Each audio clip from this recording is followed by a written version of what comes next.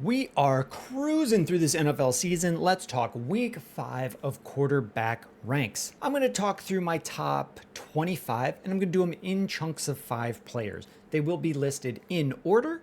And as I put 5 guys' names up on the screen, I'll talk about them as I see fit. There may be some quarterbacks that there's just not a lot to say about. Let's pull up the first 5. I've got Josh Allen playing the Patriots, Jared Goff facing against the Bengals at 2, Justin Herbert playing the Commies at 3, Baker in Seattle against the Seahawks at 4, and Patrick Mahomes in Jacksonville taking on the Jaguars. This Jaguars defense did look okay against San Francisco, but I think Patrick Mahomes with Xavier Worthy returning, Tyquan Thornton's been finding his role, Hollywood Brown as a good third option. It's not an elite crew. Like, I would still love to see Rashee Rice come back to this team, but against a Jaguars defense that has been okay, I think Patrick Mahomes, he's one of the best players on the planet. This is a matchup where I'm ready to start him pretty wholeheartedly at 5. Other players noted here, Jared Goff. This might be the highest that I'll have him ranked all season, but it's the Bengals defense. Even if the Bengals defense isn't horrific, it is very hard for a defense to just keep getting thrown back out there.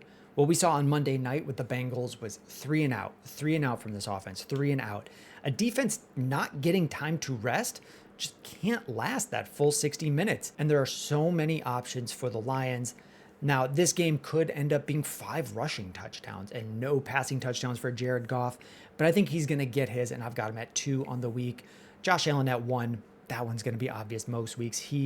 Any matchup, he could put up 4 touchdowns, 2 on the ground, 2 through the air with 50 plus rushing yards. I don't think I could ever bench Josh Allen. This second group of 5 players, I've got Jaden Daniels if he returns playing the Chargers. It is a tough matchup, but if he's ready to go, he's just an elite player. At 7, I've got Dak Prescott playing the Jets. Even with Sauce Gardner on that defense, if you were to take away George Pickens, there's enough other options there for Dak to pass the ball to. Jake Ferguson, that connection from 2023, is back and thriving. Kevontae Turpin out there as well to take up some targets and take pressure off of just going to George Pickens. They don't have CeeDee Lamb, but I think Dak can still cruise against a matchup like the Jets. Jalen Hurts facing the Broncos. It's a tough defense to play against. I'm hoping that the Eagles can right the ship with their passing game. They could not move the ball in the second half, but I trust that good teams can turn things around in a week of practice. At 9, I have Daniel Jones playing the Raiders. This is the highest I've had him, but I'm just believing now. I've seen Daniel Jones in tough matchups. The old Daniel Jones of mistakes, like a defense being able to force mistakes from him, well, you haven't seen that this year through 4 weeks. So I'm tentatively continuing to just buy in more and more each week.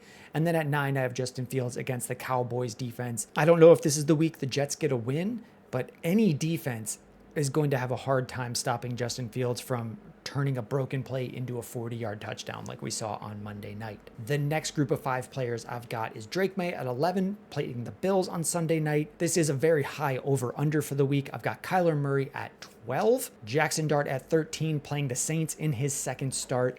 The Saints defense has not looked threatening to me. What we saw from Jackson Dart, 10 carries for 50 plus yards and a touchdown, I think he can do that in any game, and it opens up this offense to do a lot more. So even without Malik Neighbors there, the receiving core of Theo Johnson at tight end, Wan'Dale Robinson, Darius Slayton, it is enough for Jackson Dart and his rushing to continue to put up fantasy points. Speaking of rushing quarterbacks, I've got Bo Nix at 14. I like Bo Nix for fantasy football, but this is an incredibly hard matchup. The Eagles defense is tough for any quarterback and any offense. I like Bo Nix a lot of weeks. I still like his rushing floor here. I've seen Bo Nix making some mistakes, and I think the Eagles can capitalize on that, but I'm still got Bo Nix as a starter. If you have him and he's your only guy, I am okay with starting him. I just have him at 14.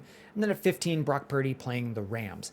A tough defense, a divisional matchup. I think Brock Purdy with Pearsall, Jennings, McCaffrey is going to be a start here. The next group of guys is where it starts getting pretty ugly, and I feel a little bit less confident about each of these guys. I've got Geno at 16, Tua at 17 taking on the Panthers. No Tyreek Hill in that matchup, but Waddle can move into a larger role.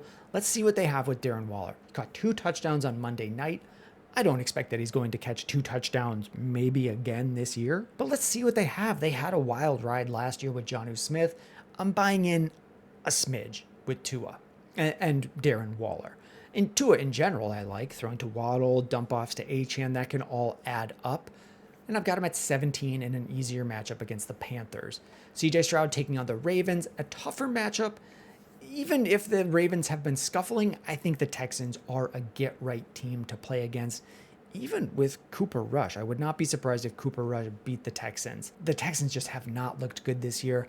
The rushing for this team is completely absent. We've seen Woody Marks move into a better role, taking on more and more snaps each week and catching passes from CJ Stroud. That has started to open things up, but CJ Stroud without rushing is not an elite fantasy quarterback. His main option, Nico Collins, I like for this game.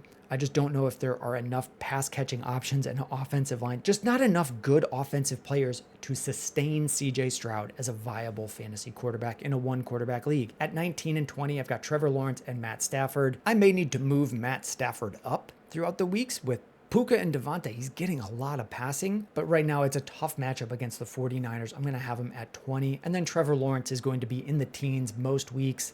With the Chiefs matchup, it's definitely the later teens.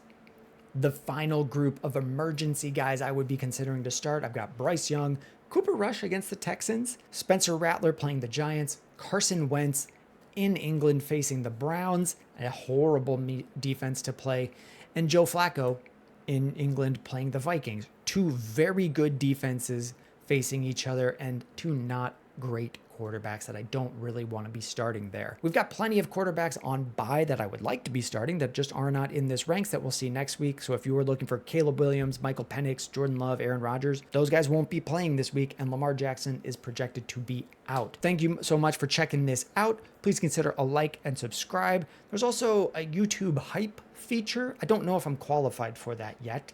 I don't know if it works, but if you see that, hey, give it a shot, please. I'm just a dude starting things up on his own. Thank you so much for watching.